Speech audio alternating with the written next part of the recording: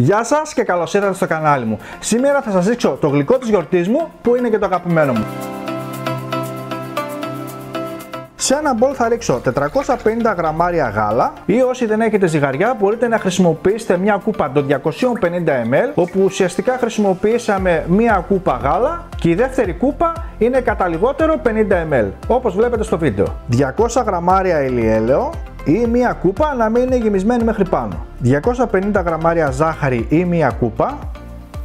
70 γραμμάρια κακάο ή 7 κουταλιές της σούπας. 2 βανιλίνες ή μία κουταλιά της σούπας σε χείλισμα βανίλιας. Και σε αυτό το σημείο θα ανακατέψω πάρα πολύ καλά. 300 γραμμάρια αλεύρι που φουσκώνει μόνο του ή 2 κούπες. Για όσους δεν έχετε αλεύρι που φουσκώνει μόνο του, μπορείτε να βάλετε αλεύρι για όλες τις χρήσεις με ένα κουταλάκι του γλυκού baking powder. Και ανακατεύω.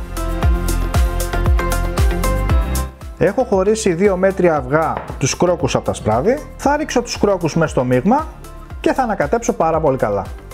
Θα ρίξω μία πρέζα αλάτι στα σπράδια και θα τα χτυπήσω πάρα πολύ καλά μέχρι που να γίνει μαρέγκα. Θα ρίξω τη μαρέγκα στο μείγμα και θα την ενσωματώσω. Και το μείγμα μας είναι έτοιμο.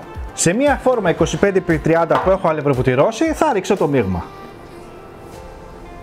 Και ψήνουμε σε καλά προθερμασμένο φούρνο στον αέρα στους 200 βαθμούς για 20 με 25 λεπτά. Όση ώρα περιμένουμε να ψηθεί το παντεσπάνι, πάμε να ετοιμάσουμε το γλάσο μας. Οπότε σε ένα κατσαρολάκι θα ρίξω 2 ζαχαρούχο 800 γραμμάρια. Ανοίγουμε τη φωτιά σε μέτρια ένταση. Ανακατεύουμε μέχρι που να ζεσταθεί το ζαχαρούχο, αλλά όχι να φτάσει σε σημείο βρασμού. Το ζαχαρούχο έχει ζεσταθεί, κλείνω τη φωτιά μου και αποσύρω. Και θα ρίξω 200 γραμμάρια κουβερτούρα με 55% κακάο.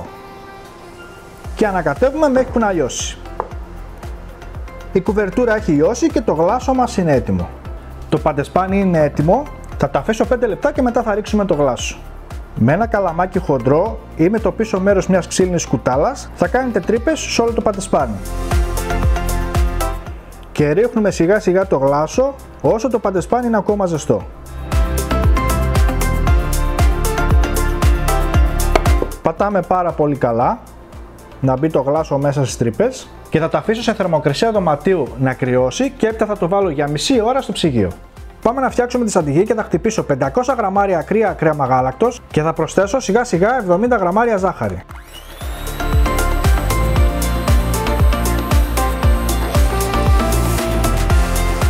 Βάζω τη σαντιγί στο γλυκό και από πάνω θα τρίψω κουβερτούρα. Φτιάξτε φίλοι μου αυτό το γλυκάκι και είμαι σίγουρος ότι θα ξετρελαθείτε, γιατί είναι εύκολο και πολύ νόστιμο. Εάν σας άρεσε το βίντεο κάντε ένα like και μια κοινοποίηση, γιατί έτσι μας βοηθάτε να συνεχίσουμε. Ακολουθήστε για περισσότερες εύκολες και νόστιμες συνταγές. Μέχρι το επόμενο βίντεο να περνάτε καλά. Γεια σας.